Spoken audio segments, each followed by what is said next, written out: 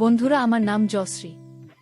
আমি কলকাতার একজন মেয়ে। আজকে আমি তোমাদেরকে যে গল্পটি শোনাবো সেটি আমার মামাকে নিয়ে এক গ্রীষ্মের ছুটিতে আমি গিয়েছিলাম আমার মামার বাড়িতে বেড়াতে। মামার বাড়িতে যাওয়ার পর একদিন সন্ধ্যায় মামা আমাকে তার কাছে ডেকে নিয়ে গেলেন এবং বললেন, জয়শ্রী, তোমাকে আমি কিছু কথা বলতে চাই। অনেকদিন ধরে তোমাকে আমি কথাটা বলব বলে ভাবছি, কিন্তু আর বলা হয়নি। আমি যে কথাটা বলবো তুমি কাউকে বলতে পারবে না। কথা দাও। আমি বললাম, কি এমন কথা মামা যা কাউকে বলা যাবে না? তখন মামা বলল, আমাকে আগে কথা দাও, তারপর বলবো। কারণ বন্ধুরা, আমি মামাকে অনেক বিশ্বাস করতাম, কিন্তু মামা যা বলল তাতে আমি হতবাক হয়ে গেলাম। কারণ বন্ধুরা, মামা তখন বন্ধুরা বাকিটা গল্পেই বলছি। আশা করি বন্ধুরা তোমরা আমার পুরো গল্পটি খুব মনোযোগ সহকারে শুনবে। নিশ্চয়ই অনেক মজা পাবে। তাহলে চল বন্ধুরা, আর কথা না বাড়িয়ে মূল গল্পে চলে যাই। বন্ধুরা, প্রতি বছর গ্রীষ্মের ছুটিতে আমি আমার মামার বাড়িতে বেড়াতে যেতাম। প্রতি বছরের মতো এবারও আমি আমার মামার বাড়িতে বেড়াতে গেলাম। মামার বাড়ি আমাদের কলকাতা শহর থেকে কিছুটা দূরে, তবু যে ঘেরা এক শান্ত নিরিবিলি গ্রামে। ছোটবেলা থেকেই এই জায়গাটা আমার খুব প্রিয়। মামা মামির স্নেহ আর ভালোবাসায় আমার ছুটির দিনগুলো সব সময় রঙিন হয়ে উঠত। কিন্তু সেই বারের অভিজ্ঞতা ছিল সম্পূর্ণ ভিন্ন, যা আমার জীবনের মোড় ঘুরিয়ে দিয়েছিল। প্রথম কয়েকদিন সবকিছুই আগের মতোই স্বাভাবিক ছিল। মামাতো বোন ঋতুপর্ণাকে নিয়ে খেলাধুলা, পুকুরে সাঁতার কাটা আর মামির হাতের মজার খাবার খেয়ে দিনগুলো স্বপ্নের মতো কাটছিল। মামি যদিও কিছুটা অসুস্থ ছিলেন, কিন্তু তার আদর যত্নের কোনো কমতি ছিল না। মামা রাজদীপ মামা প্রথম দিকে আমার সাথে খুব স্বাভাবিক আচরণ করছিলেন, কিন্তু দিন দুয়েক পর থেকেই আমি তার মধ্যে এক অদ্ভুত পরিবর্তন লক্ষ্য করতে শুরু করি। তার চোখের দৃষ্টিতে এমন কিছু ছিল যা আমি ঠিক বুঝতে পারছিলাম না। মনে হচ্ছিল তিনি যেন আমাকে কিছু বলতে চান, কিন্তু পারছেন না। একদিন দুপুরে সবাই যখন বিশ্রাম নিচ্ছিল, মামা আমাকে একাদার পড়ার ঘরে ডেকে পাঠালেন। আমি কিছুটা অবাক হয়ে গেলাম। তার ঘরে ঢুকে দেখলাম তিনি একটা পুরনো বইয়ের দিকে একদৃষ্টি তাকিয়ে আছেন। আমাকে দেখে বইটা বন্ধ করে দিলেন। এরপর তিনি আমার পড়াশোনা ও বন্ধুবান্ধব নিয়ে কিছু সাধারণ প্রশ্ন করলেন, কিন্তু হঠাৎ করেই তার প্রশ্নের ধরন বদলে গেল। তিনি জিজ্ঞেস করলেন, রাতে তোর ভালো ঘুম হয়তো কোনো কিছু নিয়ে ভয় পাস না তো? তার এই অদ্ভুত প্রশ্নে আমি বেশ অবাক হলাম, কিন্তু তেমন কিছু মনে করিনি। ভেবেছিলাম হয়তো আমার ভালোর জন্যই জিজ্ঞেস করছেন। কিন্তু সেদিন রাত থেকেই আমার মনের ভেতরের সন্দেহটা দানা বাঁধতে শুরু করে। মাঝরাতে হঠাৎ ঘুম ভেঙে গেলে আমি আমার ঘরের দরজার বাইরে একটা ছায়া মূর্তি দেখতে পেলাম। প্রথমে ভেবেছিলাম চোখের ভুল, কিন্তু কিছুক্ষণ পর স্পষ্ট বুঝলাম কেউ একজন দরজার ওপাশে পায়চারি করছে। ভয়ে আমার শরীর ঠান্ডা হয়ে গেল। আমি নিঃশ্বাস বন্ধ করে বিছানায় পড়ে রইলাম। অনেকক্ষণ পর সেই ছায়াটা সরে গেল। আমার মন বলছিল ওটা রাজদীপ মামা ছাড়া আর কেউ নন। কিন্তু কেন তিনি আমার ঘরের বাইরে এভাবে পাহারা দেবেন? এই প্রশ্নটা আমাকে সারা রাত ঘুমাতে দেয়নি। সকালে ঘুম থেকে উঠে দেখলাম সবকিছু আগের মতোই শান্ত। মামা বাগানে গাছের পরিচর্যা করছেন, মামি রান্নাঘরে ব্যস্ত। রাতের ঘটনাটা আমার কাছে একটা দুঃস্বপ্নের মতো মনে হচ্ছিল। আমি মামার দিকে তাকালাম, তার মুখে সেই আগের মতোই স্বাভাবিক হাসি। আমি কিছুতেই মেলাতে পারছিলাম না। রাতের সেই রহস্যময়ী মানুষটার সাথে সকালেরই হাসি খুশি মানুষটার কি কোনো মিল আছে? আমি সিদ্ধান্ত নিলাম বিষয়টা নিয়ে আর ভাব না। হয়তো আমি ভুল দেখেছি, কিন্তু আমার ভাবনাকে ভুল প্রমাণ করে দিয়ে মামার রহস্যজনক আচরণ দিন দিন আরও বাড়তে লাগল। তিনি প্রায়ই আমার দিকে এমনভাবে তাকিয়ে থাকতেন যেন আমার ভেতরটা পড়ে ফেলার চেষ্টা করছেন। মাঝে মাঝে একা পেলেই অদ্ভুত সব প্রশ্ন করতেন, যেমন, তুই একা থাকতে ভয় পাস না তো? কখনো মনে হয় কেউ তোকে দেখছে? তার এই প্রশ্নগুলো আমার মনের মধ্যে একটা অজানা আতঙ্ক তৈরি করছিল। আমার মনে হচ্ছিল এই বাড়ির ভেতরে এমন কোনো রহস্য লুকিয়ে আছে যা আমার কাছ থেকে সবাই গোপন করতে চাইছে। আমার সন্দেহ আরও গভীর হলো যখন আমি মামাকে একদিন মামির সাথে নিচু গলায় কথা বলতে শুনলাম। তারা আমার কথাই বলছিলেন। মামা বলছিলেন, জয়শ্রীর দিকে একটু বেশি খেয়াল রাখতে হবে, ও খুব সরল, কিছুই বুঝতে পারবে না। মামি জবাবে কিছু একটা বলেছিলেন যা আমি শুনতে পাইনি। তাদের এই গোপন কথাবার্তা আমার মনকে আরও সন্দিহান করে তুলল। আমি বুঝতে পারছিলাম না তারা আমাকে নিয়ে কি লুকাতে চাইছেন। আমার কি কোনো বিপদ ঘনিয়ে আসছে? সেই রাতে আমি প্রতিজ্ঞা করলাম, এই রহস্যের আসল সত্য আমাকে জানতেই হবে। খাওয়া দাওয়ার পর সবাই যখন ঘুমাতে গেল, আমি ঘুমের ভান করে বিছানায় শুয়ে রইলাম। গভীর রাতে আবার সেই চেনা পায়ের শব্দ আমার ঘরের সামনে এসে থামল। আমার হৃৎপিণ্ড জোরে জোরে ধকধক করতে শুরু করল। আমি চোখ বন্ধ করে নিঃশ্বাস চেপে শুয়ে রইলাম। মনে মনে শুধু একটাই প্রশ্ন ঘুরপাক খাচ্ছিল, মামা আমার কাছে কি চান? এই রহস্যের শেষ কোথায়? গতরাতের আতঙ্কটা আমার মন থেকে তখনও যায়নি। সকালে নাস্তার টেবিলে মামাকে দেখে আমার বুকের ভেতরটা কেঁপে উঠল। তিনি আমার দিকে তাকিয়ে একটা ছোট্ট হাসি দিলেন, কিন্তু সেই হাসির আড়ালে আমি এক ধরনের দুশ্চিন্তার ছাপ দেখতে পেলাম। আমি স্বাভাবিক থাকার চেষ্টা করলাম, কিন্তু আমার মনের ভেতরের অস্থিরতা কিছুতেই কম ছিল না। মামি আমার মুখের দিকে তাকিয়ে জিজ্ঞেস করলেন, কি রে, তো কেমন শুকনো লাগছে? কেন রাতে ভালো ঘুম হয়নি?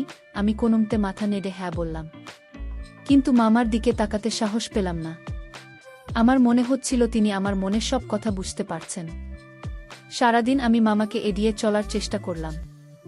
মামাতো বোন ঋতুপর্ণার সাথে খেলায় মেতে থেকে মনটাকে অন্যদিকে ঘোরানোর চেষ্টা করলাম, কিন্তু বিকেল হতেই মামা আবার আমাকে একা ডাকলেন। এবার তিনি আমাকে বাড়ির পেছনের পুরনো বাগানটায় নিয়ে গেলেন। সেখানে একটা বড় আমগাছের নিচে বসে তিনি আমার সাথে কথা বলা শুরু করলেন। তার কথাগুলো ছিল আগের মতোই রহস্যময়। তিনি আমাকে ছোটবেলার নানা স্মৃতির কথা মনে করিয়ে দিচ্ছিলেন, কিন্তু তার মূল উদ্দেশ্য ছিল অন্য কিছু। তিনি জানতে চাইছিলেন কলকাতায় আমার জীবনযাত্রা কেমন, আমি কোনো নতুন জায়গায় যাই কি না, বা কোনো অপরিচিত মানুষের সাথে আমার বন্ধুত্ব হয়েছে কিনা। তার প্রশ্নগুলো শুনে আমার মনে হলো তিনি হয়তো আমার চরিত্র নিয়ে সন্দেহ করছেন। একজন 17 বছর বয়সী মেয়ের জন্য এর চেয়ে অপমানের আর কি হতে পারে? আমার খুব কষ্ট হলো, আমি যার কাছে সব সময় স্নেহ পেয়ে এসেছি, তিনি আমাকে এভাবে সন্দেহ করছেন। এটা আমি মেনে নিতে পারছিলাম না। আমার চোখে জল চলে এসেছিল, কিন্তু আমি নিজেকে সামলে নিলাম। আমি মামার কোনো প্রশ্নের সরাসরি উত্তর না দিয়ে বললাম যে আমার ভালো লাগছে না, আমি ঘরে যেতে চাই। মামা আমাকে আর কিছু বললেন না, শুধু একটা দীর্ঘশ্বাস ফেললেন। রাতে খাওয়ার সময় পরিবেশটা খুব থমথমে ছিল। আমি কারো সাথে তেমন কথা বলছিলাম না। মামি হয়তো কিছু একটা আন্দাজ করতে পেরেছিলেন, তাই তিনি বারবার আমার পছন্দের খাবারের কথা জিজ্ঞেস করছিলেন, কিন্তু আমার গলা দিয়ে কিছুই নাম ছিল না। আমার কেবলই মনে হচ্ছিল এই বাড়িতে আমি আর নিরাপদ নই। যে মানুষটাকে আমি বাবার মতো শ্রদ্ধা করতাম, তার উদ্দেশ্য নিয়ে আমার মনে ভয়ঙ্কর সব চিন্তা উকি দিচ্ছিল। আমি যত তাড়াতাড়ি সম্ভব কলকাতা ফিরে যাওয়ার কথা ভাবতে শুরু করলাম। সেদিন রাতে ঝড় বৃষ্টি শুরু হলো। চারদিকে ঘুটঘুটে অন্ধকার আর বাতাসের শো শো শব্দ আমার ভয়কে আরও বাড়িয়ে দিচ্ছিল। আমি ঘরের দরজা জানালা সব ভালোভাবে বন্ধ করে বাতি জ্বালিয়ে বসে রইলাম। মাঝরাতে হঠাৎ আমার ঘরের দরজায় কেউ খুব আস্তে করে টোকা দিল। আমি ভয়ে চিৎকার করে উঠতে গিয়েও পারলাম না। কাঁপা কাঁপা গলায় জিজ্ঞেস করলাম, কে? বাইরে থেকে মামার গলা ভেসে এলো, আমি দরজাটা খোল জয়শ্রী। আমি কি করব বুঝতে পারছিলাম না, দরজা খুলব নাকি চুপ করে থাকব। অনেকক্ষণ কোনো সাড়া শব্দ না পেয়ে মামা আবার বললেন, ভয় পাস না, আমি শুধু দেখতে এসেছিলাম তুই ঠিক আছিস কি না। ঝড় হচ্ছে তো, তাই চিন্তা হচ্ছিল। তার গলার স্বরে এমন একটা আরতি ছিল যা আমার মনকে কিছুটা নরম করে দিল, কিন্তু পরক্ষণেই আমার মনে হলো এটাও হয়তো তার কোনো নতুন কৌশল। আমি দরজা না খুলে বিছানায় গিয়ে শুয়ে পড়লাম এবং সারা রাত জেগে রইলাম। আমার মনে হচ্ছিল এই রহস্যের জাল থেকে আমার মুক্তি নেই। পরদিন সকালে ঘুম থেকে উঠে আমি একটা অদ্ভুত জিনিস আবিষ্কার করলাম। আমার ঘরের জানালার ঠিক নিচে মাটিতে কয়েকটা পোড়া কাগজের টুকরো পড়ে আছে। আমি অবাক হয়ে গেলাম। রাতে তো প্রচণ্ড বৃষ্টি হয়েছে, তাহলে এই কাগজগুলো এখানে কিভাবে এলো? আমি সাবধানে একটা টুকরো তুলে নিলাম। তাতে অস্পষ্টভাবে কিছু চিহ্ন আঁকা ছিল যা আমি আগে কখনো দেখিনি। আমার বুকটা অজানা আশঙ্কায় কেঁপে উঠল। এই চিহ্নগুলোর সাথে মামার কোনো যোগসূত্র আছে কি? আমি বুঝতে পারছিলাম মামার রহস্যময় আচরণের পেছনে এমন কোনো কারণ আছে যা আমার কল্পনারও বাইরে। তিনি কি কোনো বিপদে পড়েছেন, নাকি তিনি আমাকে কোনো বিপদ থেকে বাঁচানোর চেষ্টা করছেন? আমার মনটা পুরোপুরি দ্বিধাগ্রস্ত হয়ে পড়ল। আমি একদিকে মামাকে ভয় পাচ্ছিলাম, অন্যদিকে তার জন্য আমার চিন্তাও হচ্ছিল। আমি সিদ্ধান্ত নিলাম পালানোর আগে আমাকে সত্যটা খুঁজে বের করতেই হবে। এই বাড়িতে ঠিক কী ঘটছে তা আমাকে জানতেই হবে। জানালার নিচে পাওয়া সেই পোড়া কাগজের টুকরোগুলো আমার মনের মধ্যে সন্দেহের আগুনকে আরও উস্কে দিয়েছিল। আমি টুকরোগুলো লুকিয়ে আমার জামাকাপড়ের ব্যাগের মধ্যে রেখে দিলাম। আমার মনে হচ্ছিল এগুলোই হয়তো মামার রহস্য উন্মোচনের একমাত্র সূত্র। আমি সারাদিন সুযোগ খুঁজছিলাম মামার পড়ার ঘরে ঢোকার জন্য। আমার ধারণা ছিল সেখানে গেলেই আমি এই চিহ্নগুলোর অর্থ খুঁজে পেতে পারি, কিন্তু মামা প্রায় সারাদিনই তার ঘরে ছিলেন, তাই আমি কোনো সুযোগই পাচ্ছিলাম না। দুপুরের খাবারের পর মামি আমাকে দেখে তার ঘরে নিয়ে গেলেন তিনি। আমার মাথায় হাত বুলিয়ে খুব নরম গলায় বললেন, তোর মামা যদি তোকে কিছু বলে থাকে তাহলে মনি কিছু করিস না। আসলে আমার শরীরটা ভালো না থাকায় ও খুব দুশ্চিন্তার মধ্যে আছে। মামির কথা শুনে আমার মনটা কিছুটা শান্ত হলো। আমি ভাবলাম হয়তো মামির অসুস্থতার কারণেই মামা এমন অদ্ভুত আচরণ করছেন। কিন্তু পরক্ষণেই পোড়া কাগজের টুকরোগুলোর কথা মনে পড়তেই আমার সব চিন্তা উল্টপাল্ট হয়ে গেল। বিকেলে মামা কোথায় যেন বেরিয়ে গেলেন। আমি এই সুযোগটা কাজে লাগানোর সিদ্ধান্ত নিলাম। মামার পড়ার ঘরের দরজাটা ভেজানো ছিল। আমি আশেপাশে কেউ নেই দেখে নিঃশব্দে ভেতরে ঢুকে পড়লাম। ঘরটা বইপত্রে ঠাসা, একটা পুরনো টেবিলের উপর অনেকগুলো কাগজপত্র ছড়ানো ছিটানো। আমি সাবধানে কাগজগুলো ঘাঁটতে শুরু করলাম। হঠাৎ একটা ডায়েরি আমার চোখে পড়ল। আমি কাঁপা কাঁপা হাতে ডায়েরিটা খুললাম। ডায়েরির পাতাগুলো মামার হাতে লেখা অনেক কিছু ছিল, কিন্তু বেশিরভাগ লেখাই ছিল দুর্বোধ্য ভাষা। তবে কিছু কিছু পাতায় আমি সেই একই ধরনের চিহ্ন দেখতে পেলাম যা আমি পোড়া কাগজে টুকরোগুলোতে দেখেছিলাম। একটা পাতায় বড় করে আমার নাম জয়শ্রী লেখা ছিল এবং তার পাশে একটা বিপদচিহ্ন আঁকা ছিল। এটা দেখে আমার মাথা ঘুরে গেল। তার মানে মামা সত্যি আমাকে নিয়ে কিছু একটা ষড়যন্ত্র করছেন। আমার আর বুঝতে বাকি রইল না যে আমি এক ভয়ঙ্কর বিপদের মধ্যে আছি। আমি যখন ডায়েরিটা পড়ায় মুগ্ধ ছিলাম তখন হঠাৎ করেই মামা ঘরে ঢুকলেন। আমাকে তার ডায়েরি হাতে দেখে তিনি চমকে উঠলেন। তার চোখ দুইটা রাগে লাল হয়ে গেল। তিনি এক ঝটকায় আমার হাত থেকে ডায়েরিটা কেড়ে নিয়ে চিৎকার করে বললেন, এখানে কি করছিস তুই? আমার জিনিসপত্রের হাত দেওয়ার সাহস তোকে কে দিয়েছে? আমি ভয়ে কেঁদে ফেললাম। মামার এমন রুদ্রমূর্তি আমি জীবনেও দেখিনি। তিনি আমাকে ঘর থেকে প্রায় ধাক্কা দিয়ে বের করে দিলেন। সেই ঘটনার পর থেকে মামা আমার সাথে আর কোনো কথা বলেননি। তিনি আমাকে দেখলেই মুখ ঘুরিয়ে নিচ্ছিলেন। বাড়িটার পরিবেশ আরও বেশি থমথমে আর ভয়ঙ্কর হয়ে উঠেছিল। মামি হয়তো কিছু আঁচ করতে পেরেছিলেন, কিন্তু তিনি আমাকে কিছুই জিজ্ঞেস করেননি। আমি নিজেকে খুব একা আর অসহায় অনুভব করছিলাম। আমার মনে হচ্ছিল এই বাড়িটা একটা জেলখানা আর আমি তার একমাত্র বন্দী। রাতে আমি ঘুমানোর জন্য বিছানায় গেলাম, কিন্তু ঘুম আমার চোখ থেকে বহু দূরে পালিয়ে গিয়েছিল। আমার কানে শুধু মামা সেই রাগের চিৎকারটা বাজছিল। আমি কিছুতেই বুঝতে পারছিলাম না ডায়েরিটাতে এমন কি লেখা ছিল যার জন্য মামা এতটা রেগে গেলেন। আমার নামের পাশে কেন বিপদচিহ্ন আঁকা ছিল? এই প্রশ্নগুলো আমাকে কুয়ে কুয়ে খাচ্ছিল। আমার মনে হচ্ছিল আগামীকাল সকালেই আমি এখান থেকে পালিয়ে যাব। গভীর রাতে আমি একটা অদ্ভুত স্বপ্ন দেখলাম। আমি দেখলাম একটা অন্ধকার জঙ্গলে আমি একা একা দৌড়ে পালাচ্ছি, আর আমার পেছনে একটা কালো ছায়া আমাকে তাড়া করছে। আমি ভয়ে চিৎকার করছি, কিন্তু আমার গলা দিয়ে কোনো আওয়াজ বেরোচ্ছে না। হঠাৎ করে মামা আমার সামনে এসে দাঁড়ালেন এবং আমাকে তার পেছনে লুকিয়ে ফেললেন। সেই কালো ছায়াটা মামাকে দেখে থেমে গেল এবং ধীরে ধীরে অন্ধকারের মধ্যে মিলিয়ে গেল। ঘুম ভেঙে যাওয়ার পর আমি ঘেমে নিয়ে একাকার হয়ে গিয়েছিলাম। এই স্বপ্নের অর্থ কি? মামা কি সত্যি আমাকে কোনো বিপদ থেকে বাঁচানোর চেষ্টা করছেন? আমার মন আরও বেশি বিভ্রান্ত হয়ে পড়ল। গত রাতে সেই অদ্ভুত স্বপ্নটা আমার চিন্তা ভাবনাকে অনেকটাই বদলে দিয়েছিল। আমি আর মামাকে আগের মতো ভয় পাচ্ছিলাম না, বরং তার প্রতি এক ধরনের কৌতূহল তৈরি হচ্ছিল। আমি বুঝতে পারছিলাম পর্দার আড়ালে এমন কিছু ঘটছে যে আমার জানা নেই। আমি পালিয়ে যাওয়ার সিদ্ধান্তটা স্থগিত করলাম। আমি ঠিক করলাম শেষ পর্যন্ত দেখব এই রহস্যের শেষ কোথায়। আমি মামার উপর নজর রাখতে শুরু করলাম, তার প্রতিটি কাজ, প্রতিটি কথা আমি মনোযোগ দিয়ে লক্ষ্য করতে লাগলাম। সকালে ঘুম থেকে উঠে আমি ইচ্ছাকৃতভাবে মামার সামনে গেলাম। তিনি প্রথমে আমার দিকে না তাকিয়ে চলে যাওয়ার চেষ্টা করলেন, কিন্তু আমি তার পথ আটকে দাঁড়ালাম।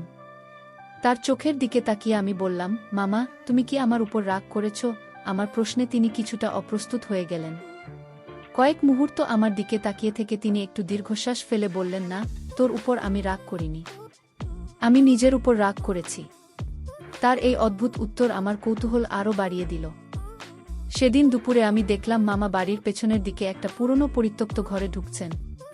এই ঘরটা সব সময় বন্ধ থাকত। ছোটবেলায় শুনেছি এই ঘরে নাকি আমার দাদু তার গবেষণার কাজ করতেন। মামাকে ওই ঘরে ঢুকত দেখি আমি বেশ অবাক হলাম।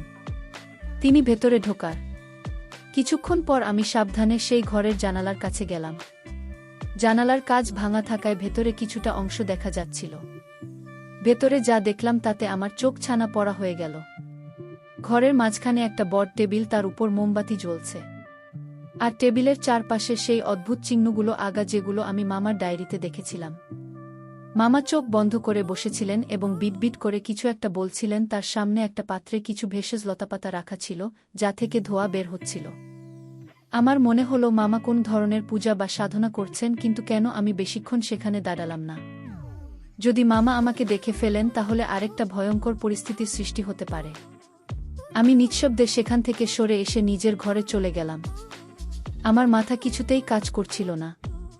মামাকে কোনো তান্ত্রিক সাধনার সাথে যুক্ত এই চিহ্নগুলো, এই মন্ত্র, এসবের অর্থ কী, আর এসবের সাথে আমার কি সম্পর্ক? আমার নামের পাশে কেন বিপদ চিহ্ন ছিল? হাজারো প্রশ্ন আমার মাথায় ঘুরপাক খাচ্ছিল। বিকেলে আমি মামির কাছে গেলাম। আমি ঠিক করলাম মামির কাছ থেকে কিছু তথ্য বের করার চেষ্টা করব। আমি তাকে দাদুর গবেষণার কথা জিজ্ঞেস করলাম। মামি বললেন, তোর দাদু একজন আয়ুর্বেদ শাস্ত্রীর গবেষক ছিলেন। তিনি বিভিন্ন গাছপালার ভেষজ নিয়ে গবেষণা করতেন। এই পুরনো ঘরটা ছিল তার ল্যাবরেটরি। মামির কথা শুনে আমি কিছুটা আন্দাজ করতে পারলাম। মামা হয়তো দাদুর কোনো অসমাপ্ত কাজ নিয়ে গবেষণা করছেন, কিন্তু তার সাথে আমার বিপদের কী সম্পর্ক তা আমি বুঝতে পারলাম না। রাতে আমি আমার ঘরে বসে সেই পোড়া কাগজের টুকরোগুলো আবার বের করলাম। আমি ইন্টারনেটে সেই চিহ্নগুলো সম্পর্কে খোঁজার চেষ্টা করলাম, কিন্তু কিছুই পেলাম না। আমার মনে হলো এগুলো হয়তো কোনো প্রাচীন সাংকেতিক চিহ্ন, যা সাধারণ মানুষের অজানা। আমি হতাশ হয়ে পড়লাম।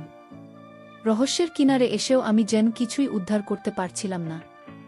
গভীর রাতে আমার আবার সেই দুঃস্বপ্নটা ফিরে এলো। সেই একই অন্ধকার জঙ্গল, সেই কালো ছায়া, আর মামা আমাকে বাঁচানোর চেষ্টা। কিন্তু এবার স্বপ্নে আমি দেখলাম সেই ছায়াটা আমাকে ধাক্কা দিয়ে সরিয়ে আমার দিকে এগিয়ে আসছে। আমি ভয়ে চিৎকার করে উঠলাম এবং আমার ঘুম ভেঙে গেল। আমার সারা শরীর কাঁপছিল। আমি বুঝতে পারলাম এই স্বপ্নটা শুধু স্বপ্ন নয়, এটা হয়তো ভবিষ্যতের কোনো ইঙ্গিত। আমার সত্যিই কোনো বড় বিপদ আসন্ন, আর মামা সেটা আগে থেকেই জানতে পেরেছেন। পরপর 2 রাত একই দুঃস্বপ্ন দেখার পর আমার মন থেকে ভয় কেটে গিয়ে এক ধরনের জেদ চেপে বসল। আমি বুঝতে পারছিলাম মামা যা কিছু করছেন তার সাথে আমার জীবনের কোনো না কোনো যোগসূত্র রয়েছে। তিনি হয়তো আমাকে সরাসরি কিছু বলতে পারছেন না, কিন্তু তার প্রতিটি কাজই আমাকে কেন্দ্র করে আবর্তিত হচ্ছে। আমি আর লুকিয়ে বা ভয় পেয়ে থাকব না বলে ঠিক করলাম। এবার আমি সরাসরি মামার মুখোমুখি হব এবং সব সত্যিটা তার মুখ থেকে বের করব। কিন্তু তার জন্য আমার একটা সঠিক সুযোগের প্রয়োজন ছিল। সকালের পরিবেশটা ছিল অস্বাভাবিক রকমের শান্ত। মামা সারাদিন বাড়ি থেকেই বের হলেন না। তিনি বেশিরভাগ সময় তার পড়ার ঘরে কাটালেন। আমি দূর থেকে কয়েকবার তাকে লক্ষ্য করলাম। তার মুখে ছিল গভীর চিন্তার ছাপ। তিনি খুব অস্থিরভাবে ঘরের মধ্যে পায়চারি করছিলেন। আমার মনে হলো তিনি হয়তো কোনো বড় সিদ্ধান্তের অপেক্ষায় আছেন বা কোনো সমস্যার সমাধান খুঁজছেন। তার এই অবস্থা দেখে আমার মায়া হচ্ছিল, কিন্তু একই সাথে আমার ভেতরের রহস্য উন্মোচনের ইচ্ছাটাও প্রবল হচ্ছিল। দুপুরে খাবার পর আমি সাহস করে মামার ঘরের দরজায় গিয়ে দাঁড়ালাম। দরজাটা সামান্য খোলা ছিল। আমি উকি দিয়ে দেখলাম মামা টেবিল এর উপর ঝুঁকে পড়ে একটা পুরনো পুঁথি পড়ছেন। তার পাশে একটা বাটিতে জল রাখা, আর তার মধ্যে কিছু ফুল ভাজছে। আমি ইতস্তত করছিলাম ভেতরে যাব কি যাব না। এমন সময় মামাই আমাকে দেখতে পেলেন। তিনি আমাকে দেখে অবাক হলেন না, বরং খুব শান্ত গলায় বললেন, ভেতরে আয়। আমি কিছুটা ভয় আর কিছুটা সাহস নিয়ে ঘরে ঢুকলাম। তিনি আমাকে তার সামনের চেয়ারে বসতে বললেন। আমি বসতেই তিনি পুঁথিটা বন্ধ করে আমার দিকে তাকালেন। তার দৃষ্টি ছিল স্থির এবং গভীর। তিনি বললেন, আমি জানি তোর মনে অনেক প্রশ্ন, তুই অনেক কিছু দেখেছিস যা তোর দেখার কথা ছিল না, কিন্তু বিশ্বাস কর, আমি যা কিছু করছি তা তোর ভালোর জন্যই করছি। তার এই কথাগুলো আমার মনের মধ্যে এক অদ্ভুত আলোড়ন সৃষ্টি করল। আমি কিছু বলার আগেই তিনি আবার বলতে শুরু করলেন। তিনি বললেন, কিছু জিনিস আছে যা বিজ্ঞান দিয়ে ব্যাখ্যা করা যায় না। আমাদের চারপাশে এমন অনেক শক্তি আছে যা আমরা খালি চোখে দেখতে পাই না। কিছু শক্তি ভালো, আবার কিছু শক্তি খুবই বিপজ্জনক। তার কথাগুলো আমার কাছে ধাঁধার মতো মনে হচ্ছিল। আমি সরাসরি জিজ্ঞেস করলাম, ডায়েরিতে আমার নামের পাশে বিপদচিহ্ন কেন ছিল, আর এই অদ্ভুত চিহ্নগুলোর মানেই বা কী? আমার প্রশ্ন শুনে মামা কিছুক্ষণ চুপ করে রইলেন।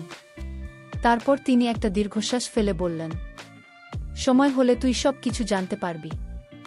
এখন শুধু এটুকুই জেনে রাখ, তুই এক বিশেষ পরিস্থিতির মধ্যে আছিস, তোকে খুব সাবধানে থাকতে হবে। কোনো অপরিচিত মানুষের সাথে কথা বলবি না, আর সূর্যাস্তের পর একা একা বাড়ির বাইরে যাবি না। তার এই নির্দেশগুলো আমার ভয়কে আরও বাড়িয়ে দিল। আমি বুঝতে পারছিলাম বিষয়টার সাধারণ কোনো ব্যাপার নয়। সেই রাত থেকে আমি মামার নির্দেশ অক্ষরে অক্ষরে পালন করতে শুরু করলাম। আমার মধ্যে ছেলেমানুষী ভাবটা পুরোপুরি কেটে গিয়েছিল। আমি অনেক বেশি গম্ভীর আর সতর্ক হয়ে গেলাম। আমি রাতে ঘুমানোর সময় ঘরের দরজা ভালোভাবে বন্ধ করে দিতাম। আমার মনে হতো মামা শুধু আমার অভিভাবক নন, তিনি আমার রক্ষাকর্তাও। কিন্তু তিনি আমাকে কি থেকে রক্ষা করছেন সেই রহস্যটা তখনও আমার কাছে অধরা ছিল। একদিন রাতে আমি ছাদে গিয়েছিলাম। আকাশে পূর্ণিমার চাঁদ, আমি চাঁদের দিকে তাকিয়ে মামার কথাগুলো ভাবছিলাম। হঠাৎ আমার মনে হলো ছাদের অন্য কোণায় কেউ একজন দাঁড়িয়ে আছে। আমি ভালো করে তাকিয়ে দেখলাম একটা লম্বা কালো ছায়া মূর্তি আমার দিকে তাকিয়ে আছে। তার কোনো মুখ বা অবয়ব নেই, শুধু একটা জমাট বাঁধা অন্ধকার। আমার শরীর ভয়ে হিম হয়ে গেল। আমি চিৎকারগুলো থেকেও পারলাম না। আমার মনে হলো আমি আমার দুঃস্বপ্নের সে কালো ছায়াটাকে বাস্তবে দেখছি। ছাদের কোণায় সেই ভয়ঙ্কর কালো ছায়া মূর্তি দেখে আমার শ্বাস বন্ধ হয়ে আসার উপক্রম হয়েছিল। আমি নড়াচড়া করার ক্ষমতা হারিয়ে ফেলেছিলাম, যেন আমার পা দুইটা মাটিতে গেঁথে গেছে। মূর্তিটার কোনো চোখমুখ না থাকলেও আমার মনে হচ্ছিল ওটা সরাসরি আমার দিকেই তাকিয়ে আছে। একটা ঠান্ডা স্রোত আমার শির দ্বারা দিয়ে বয়ে গেল। আমি বুঝতে পারছিলাম মামা আমাকে যে বিপদের কথা বলেছিলেন, এটা সেই বিপদ। আমার আর কোনো সন্দেহ রইল না যে আমার জীবন সত্যি এক গভীর সংকটের মধ্যে রয়েছে। ঠিক সেই মুহূর্তে যখন আমি ভাবছিলাম আমার শেষ সময় উপস্থিত, তখন মামা কোথা থেকে যেন ছুটে এলেন। তিনি আমার সামনে এসে দাঁড়ালেন এবং আমাকে তার পেছনে আড়াল করে ফেললেন। তার হাতে ছিল একটা রূপোর পাত্র, যা থেকে ধোঁয়া বের হচ্ছিল। তিনি সেই ছায়া মূর্তিটার দিকে তাকিয়ে দুর্বোধ্য ভাষায় কিছু মন্ত্র উচ্চারণ করতে লাগলেন। তার গলার স্বর ছিল দৃঢ় এবং আত্মবিশ্বাসী। আমি তার পেছনে দাঁড়িয়ে কাঁপছিলাম আর অবাক হয়ে দেখছিলাম মামার মন্ত্র উচ্চারণের সাথে সাথে সে ছায়ামূর্তিটা অস্থির হয়ে উঠল। ওটা বিকট একটা শব্দ করল, যা মানুষের গলার আওয়াজের মতো নয়, বরং বাতাসের আর্তনাদের মতো। এরপর মূর্তিটা ধীরে ধীরে পেছাতে শুরু করল এবং ছাদের পাঁচিল টপকে অন্ধকারের মধ্যে মিলিয়ে গেল। সবকিছু শান্ত হয়ে যাওয়ার পর মামা আমার দিকে ঘুরলে তার কপালে বিন্দু বিন্দু ঘাম জমেছিল। তিনি আমাকে ধরে বললেন, তোকে না। আমি বারণ করেছিলাম একা একা বাইরে আসতে। তার গলায় বকুনির চেয়ে বেশি ছিল চিন্তা। আমি কোনো কথা বলতে পারছিলাম না, শুধু ফুপিয়ে কাঁদছিলাম। মামা আমাকে ধরে নিচে নিয়ে এলেন এবং এক গ্লাস জল খেতে দিলেন। আমি কিছুটা শান্ত হওয়ার পর তিনি আমার পাশে বসলেন। আমি তার দিকে তাকিয়ে বললাম, ওটা কি ছিল মামা? মামা আমার মাথায় হাত বুলিয়ে বললেন, এখন প্রশ্ন করার সময় নয়, এখন শুধু নিজেকে সুরক্ষিত রাখার সময়। তুই আমার উপর বিশ্বাস রাখ, আমি তোর কোনো ক্ষতি হতে দেব না। তার কথায় আমি সাহস পেলাম। আমি বুঝতে পারলাম আমি একা নই, আমার মামা আমার পাশে আছেন। সেই রাতের ঘটনার পর থেকে বাড়ির পরিবেশ পুরোপুরি বদলে গেল। মামা আমার ঘরের চারপাশে এক ধরনের সুরক্ষা বেষ্টনী তৈরি করলেন। তিনি ঘরের চার কোণায় কিছু ভেষজ পুঁতে দিলেন এবং দরজার উপরে একটা অদ্ভুত চিহ্ন এঁকে দিলেন। তিনি আমাকে একটা মাদুলি দিয়ে বললেন, এটা সব সময় গলায় পড়ে থাকতে। আমি তার কোনো কথাতেই আর প্রশ্ন করছিলাম না, কারণ আমি নিজের চোখে বিপদকে দেখেছি। মামিও হয়তো সবকিছু জানতে পেরেছিলেন। তিনি এখন আমার আরও বেশি যত্ন নিতে শুরু করেছেন। তিনি সারাক্ষণ আমার পাশে থাকতেন এবং আমাকে সাহস যোগাতেন। মামাতো বোন ঋতুপর্ণা যদিও এসবের কিছুই বুঝত না, কিন্তু সেও তার মতো করে আমাকে সঙ্গী দিত। আমি বুঝতে পারলাম এই বিপদের সময় আমার পুরো পরিবার আমার পাশে ঢাল হয়ে দাঁড়িয়েছে। আমার একাকিত্ব আর অসহায়তা বোধটা কেটে গেল, কিন্তু আমার মনের মধ্যে ভয়টা পুরোপুরি যায়নি। আমি রাতে ঘুমাতে পারতাম না। আমার বারবার মনে হতো সেই কালো ছায়াটা আবার ফিরে আসবে। আমি চোখ বন্ধ করলেই ছাদের সেই ভয়ঙ্কর দৃশ্যটা দেখতে পেতাম। আমার খাওয়া দাওয়া কমে গিয়েছিল। আমি চুপচাপ হয়ে গিয়েছিলাম। আমার এই অবস্থা দেখে মামা খুব চিন্তিত হয়ে পড়লেন। তিনি বুঝতে পারছিলেন আমাকে মানসিকভাবেও শক্তিশালী করতে হবে। একদিন সন্ধ্যায় মামা আমাকে তার সে পুরনো পরিত্যক্ত ঘরটায় নিয়ে গেলেন। আমি ভয় পাচ্ছিলাম, কিন্তু মামা আমার হাত ধরে সাহস দিলেন। ঘরের ভেতরে ঢুকে আমি দেখলাম পরিবেশটা আগের থেকে অনেক বদলে গেছে। সেখানে আর কোনো ভয়ের আবহ নেই, বরং একটা শান্ত আর পবিত্র পরিবেশ বিরাজ করছে।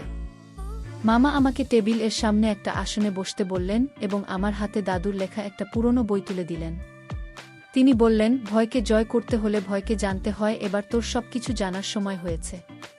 মামার হাতে দেওয়া সেই পুরনো বইটা ছিল আমার দাদুর লেখা। পাতা উল্টাতেই আমি বুঝতে পারলাম এটা কোনো সাধারণ বই নয়।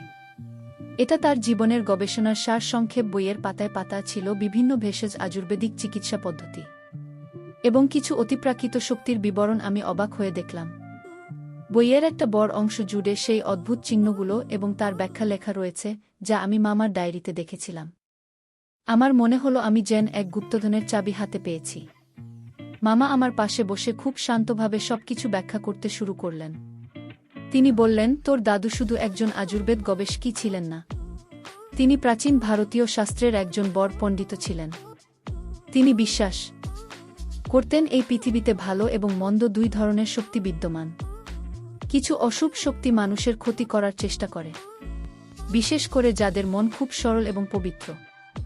মামার কথাগুলো আমার কাছে আর অবিশ্বাস্য মনে হচ্ছিল না, কারণ আমি নিজে সেই অশুভ শক্তির মুখোমুখি হয়েছি। তিনি আরও বললেন, তোর জন্মের সময় কিছু জ্যোতিষী তোর দাদুকে সাবধান করে দিয়েছিলেন। তোর জন্মজকে এমন কিছু যোগ ছিল যা কিছু অশুভ শক্তিকে আকর্ষণ করতে পারে। তারা বলেছিলেন 17 বছর বয়সে তোর উপর সবচেয়ে বড় বিপদটা আসবে। এই কথা শুনে আমার শরীর ঠান্ডা হয়ে গেল। তার মানে এই সব কিছু আগে থেকেই নির্ধারিত ছিল। মামা আমার ভয় পাওয়া মুখটা দেখে আমার কাঁধে হাত রাখলেন। তিনি বলতে লাগলেন, তোর দাদু তো সুরক্ষার জন্য আজীবন গবেষণা করে গেছেন। তিনি এই বইয়ে এমন কিছু পদ্ধতির কথা লিখে গেছেন যা তোকে এই বিপদ থেকে রক্ষা করতে পারে, কিন্তু দুর্ভাগ্যবশত তিনি তোকে সুরক্ষিত দেখে যেতে পারেননি। তার মৃত্যুর আগে তিনি আমাকে এই দায়িত্ব দিয়ে যান। মামার কথা শুনতে শুনতে আমার চোখ দিয়ে জল গড়িয়ে পড়ল। আমি বুঝতে পারলাম আমার দাদু এবং মামা আমার জন্য কত বড় ত্যাগ স্বীকার করেছেন। মামার ডায়েরিতে আমার নামের পাশে বিপদচিহ্ন আঁকার কারণও আমি সেদিন জানতে পারলাম ওটা কোনো ষড়যন্ত্রের চিহ্ন ছিল না, ওটা ছিল একটা সতর্কবার্তা। মামা আমার উপর আসা বিপদের সময়কাল এবং তার তীব্রতা ডায়েরিতে লিখে রাখতেন, যাতে তিনি সঠিক সময়ে সঠিক পদক্ষেপ নিতে পারেন। আর রাতের বেলা আমার ঘরের বাইরে তার পায়চারি তরাটা ছিল, আমাকে পাহারা দেওয়া, যাতে কোনো অশুভ শক্তি আমার কাছে ঘিসতে না পারে। তার প্রতিটি রহস্যময় আচরণের পেছনের কারণগুলো আমার কাছে পরিষ্কার হয়ে গেল। আমি মামাকে জিজ্ঞেস করলাম, কিন্তু সেই কালো ছায়াটা আসলে কি? ওটা আমার কি ক্ষতি করতে চায়?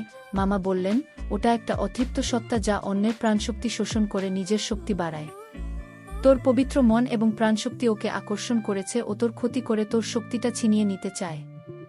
কিন্তু তুই চিন্তা করিস না, তোর দাদুর দেওয়া জ্ঞান এবং আমার প্রচেষ্টা ওকে সফল হতে দেবে না। সেদিন রাতে আমি আর ভয় পেলাম না। আমি দাদুর লেখা বইটি হাতে নিয়ে বসলাম। বইটি পড়ে জানতে পারলাম মামা যে চিহ্নগুলো ব্যবহার করছিলেন সেগুলো ছিল প্রাচীন বৈদিক সুরক্ষা চিহ্ন।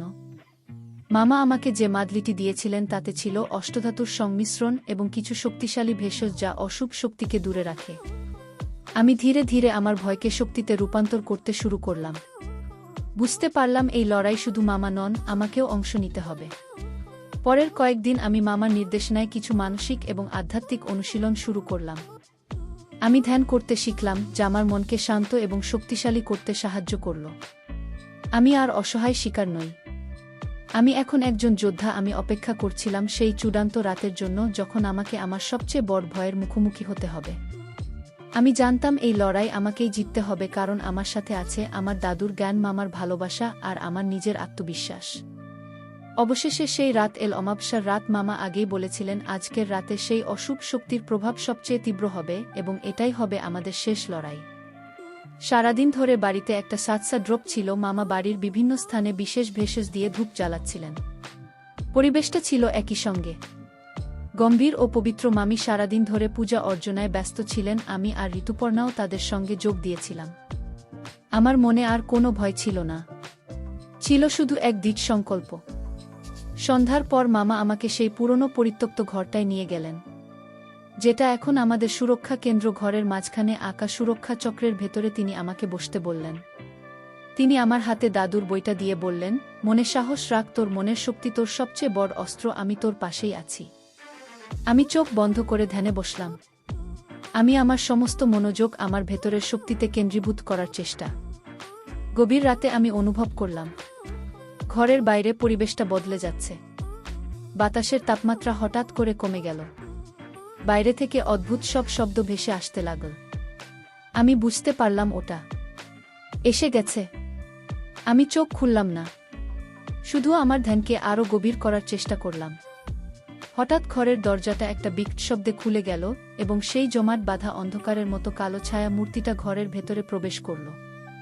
ওটা সরাসরি আমার দিকে এগিয়ে আসতে লাগল, কিন্তু সুরক্ষা চক্রের কাছে এসে বাধা পেয়ে থেমে গেল। চক্রটা থেকে একটা নীল আভা বিচ্ছুদ হচ্ছিল, যা সেই অশুভ শক্তিকে ভেতরে ঢুকতে দিচ্ছিল না।